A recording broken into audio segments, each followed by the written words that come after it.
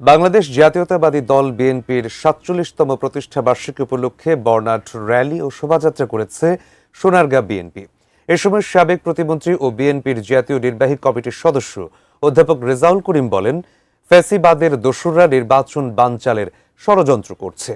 সোনারগাঁয়ের মোগরাপাড়া চৌরাস্তা হতে শুরু হয়ে র্যালিটি উপজেলার সদরে গিয়ে শেষ হয়। এ সময় উপস্থিত ছিলেন সোনারগাঁ থানার বিএনপি সহ সভাপতি শফিউদ্দিন ভূঁইয়া, ইঞ্জিনিয়ার মমিনুল ইসলাম, বারদী ইউপির সাবেক চেয়ারম্যান আবুল কাশেম বাবু সহ বিএনপি ও সহযোগী সংগঠনের অসংখ্য নেতৃবৃন্দ।